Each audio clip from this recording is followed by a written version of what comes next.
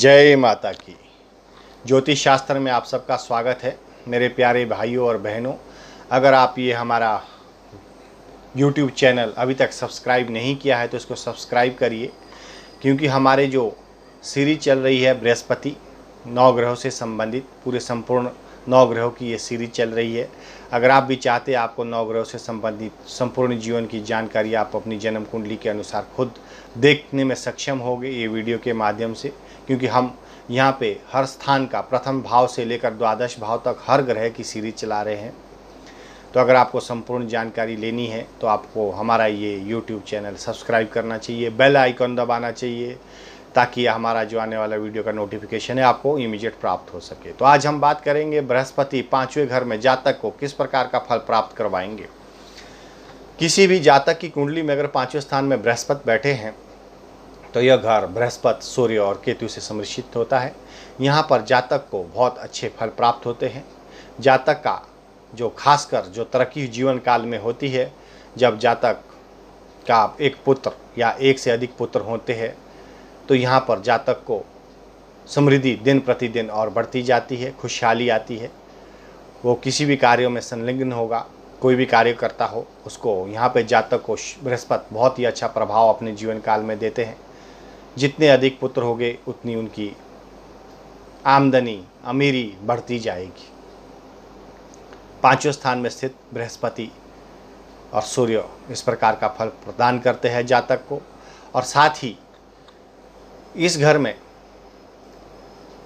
यदि बुध, शुक्र और राहु दूसरे 9वें 11वें भाव में हो तो ऐसे जातक को यहाँ पर बृहस्पति बहुत बुरा परिणाम देते हैं, क्योंकि यह घर सूर्य, केतु और बृहस्पति यानी कि गुरु से मिश्रित फल देने वाला ये स्थान है, 5वां जो स्थान है। और 5वें स्थान में बृहस्पति बैठे हैं तो ये यहाँ पर अशुभ अगर हो जाते हैं तो यहाँ पे बहुत उनको खराब परिणाम मिलते हैं। लेकिन अगर ये चीज़ बुध, शुक्र और राहु दूसरे 9 और 11वें 12वें भाव में नहीं है तो यहाँ पर जातक ईमानदार होगा, मेहनती होगा और बृहस्पति यहाँ पे हमेशा जीवन काल में उनको बहुत अच्छे परिणाम देगा। तो कुल मिला के यहाँ पे शुभ और अशुभ दोनों फल बताए जाते हैं। अगर किसी भी जातक की कुंडली में आप अपनी कुंडली स्वयं देखिए, कौन सा ग्रह कहाँ पे बैठा है। जो जो ग्रह हमने बताए हैं उसमें से कोई ग्रह अगर आपका मिलता है तो ये आपके अच्छे और बुरे दोनों आप देखने में सक्षम हो जाओगे कि आपको जीवन काल में किस तरह का फल आपको प्राप्त होने वाला है। साथ ही हम आपको उपाय बताते हैं। अगर किसी भी जातक की कुंडली में 5वें स्थान में बृहस्पति बैठे और उनको शुभ फल प्राप्त नहीं हो रहा है तो अपने उपाय को नोट करें और जीवन काल में अगर आप ये उपाय करते हैं, क्योंकि आपका कर्म ही आपको जीवन को श्रेष्ठतम बनाता है। आपको कर्म हमेशा वही करना चाहिए जो जन्म कुंडली 9 ग्रहों पर आधारित आपको कोई निरीक्षण करके बताए कि हाँ आपके जीवन काल में ये चीज़ें आप करिए तो डेफिनेटली आपको जीवन काल में उन्नति मिलेगी, प्रगति होगी और आप सुख समृद्धि के साथ साथ स्वस्थ भरा जीवन जियोगे और मानसिक, शारीरिक, आर्थिक तीनों तरह से आप स्वस्थ हो जाओगे। आपके जीवन की दुविधा मिट जाएंगी। लेकिन शर्त यही है कि अगर आप जन्म कुंडली के अनुसार अपने 9 ग्रहों की कुंडली का निरीक्षण करवा के अपने जीवन काल में कर्मों को बदलते हैं। कर्म आपके ही होंगे और भाग्य भी आपका ही बदलेगा।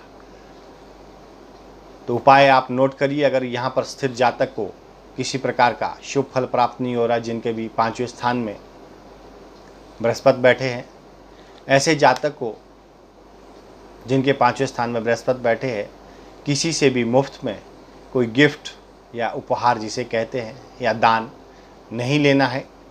अगर आप अपने जीवन काल में पहले से करते आए हैं तो रुक जाइए, आगे के लिए ऐसा मत करना, क्योंकि आपकी जो समृद्धि है वो रुक जाएगी। हाँ, अगर आपको आवश्यकता है कि अभी आपको सामाजिक, कई बार ऐसा होता है गिफ्ट आ जाते हैं, सेलिब्रेशन है, तो उस टाइम पे आप कुछ उसका भले ही 5-10 रुपये दे दीजिए, 2-4 रुपये दे दीजिए, लेकिन कुछ उसका पे करिए। अगर आपको लेना ही पड़ रहा है उपहार, गिफ्ट या दान, तो उसका कुछ तो आप 1-2 रुपये रिटर्न कर दीजिए, 5-10 रुपये रिटर्न कर दीजिए। तो उससे फिर आपके ऊपर वो योग नहीं बनेगा। अगर अभी तक आप ये गिफ्ट लेते आए तो ये सावधान हो जाइए।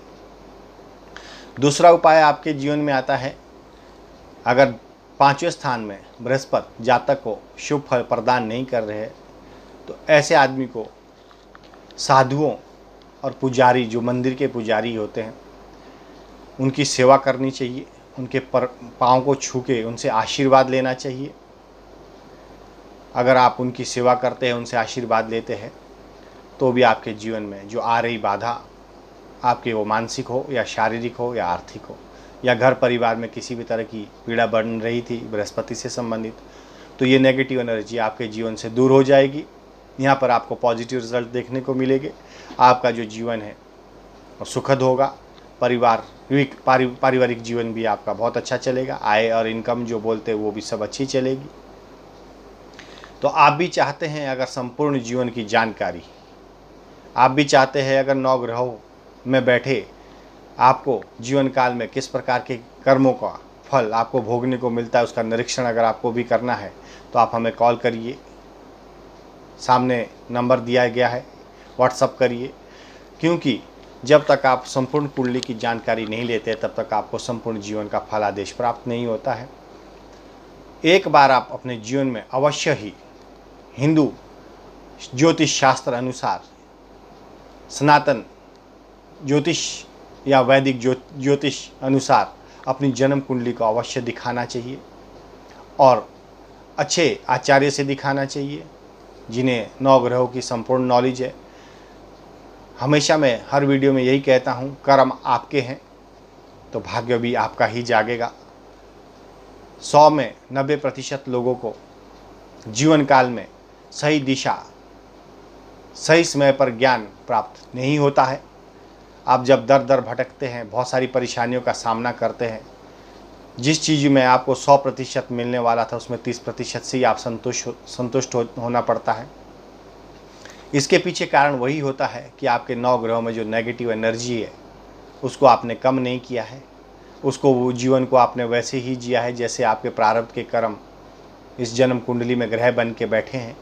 प्रारब्ध का मतलब होता है पूर्व जन्म में जो आपने कर्म किए थे वो इस जन्म में 9 ग्रह बन के आपकी कुंडली में विराजमान है, वही आपको जीवन काल का संपूर्ण फल प्रदान करते हैं। तो हमें वो नेगेटिव एनर्जी को हटाना है। जो हमारे माध्यम से बुरे कर्म पूर्व जन्म में हुए हैं या इस जन्म में हुए ग्रह खराब हो चुके हैं, तो उसको खराब नहीं करना है। पाप के भार को कम करना है और पुण्य के भार को ज़्यादा करना है। जितना पाप का भार कम होगा उतनी आपका भाग्य जागृत होगा। जितना आपका पुण्य ज़्यादा बढ़ेगा उतने आपके जीवन के सपने साकार होंगे। तन मन धन से आपको शांति प्राप्त होगी। जीवन काल में सबसे बड़ी चीज़ तो 3 ही है, तन मन और धन। अगर ये तीनों स्वस्थ हो जाए तो मनुष्य को फिर चिंता किस बात की है। और ऐसे आदमी को तो अंत में मोक्ष भी प्राप्त होता है, क्योंकि जब आप तन और मन और धन तीनों चीज़ों से संतुष्ट हो जाओगे तो आपकी आत्मा संतुष्ट होती है, और जिस टाइम आत्मा संतुष्ट होती है वही आत्मा हमें परमात्मा की तरफ लेके जाती है, परमात्मा से मिलाती है। आपको ज्ञान जो है उच्च श्रेणी का प्राप्त हो जाएगा, लेकिन शर्त ये तभी है अगर आपने अपने कर्मों को बदला है। और अगर कर्म बदलने हैं तो जन्म कुंडली के अनुसार कर्म बदलिए, किसी के बहकावे में ना आइए, क्योंकि जन्म कुंडली ही आपका सारांश है जीवन का। उसमें संपूर्ण आपके जीवन का फलादेश है। आपको किस कार्यों में तरक्की मिलेगी, किस कार्यों में तरक्की नहीं मिलेगी। हमारी ये सीरीज़ कंटिन्यू चलती रहेंगी। आशा करता हूँ मेरा ये वीडियो आपको पसंद आया होगा। अगर अभी तक आपने हमारा ये चैनल सब्सक्राइब नहीं किया, सब्सक्राइब करें, बेल आइकन दबाएं ताकि नोटिफिकेशन आपको इमीडिएट प्राप्त हो। आने वाली वीडियो की हमारी जो सीरीज़ बन रही है वो है बृहस्पति 6ठे स्थान में 6th हाउस में जातक को किस प्रकार का फल प्राप्त करवाएंगे। आशा करता हूँ मेरा ये वीडियो पसंद आया होगा। माता रानी सबको सुखी रखे, स्वस्थ रखे, आपके परिवार में सब सुखी रहे, दीर्घायु हो। माता रानी की कृपा सब पर बनी रहे। जय माता की।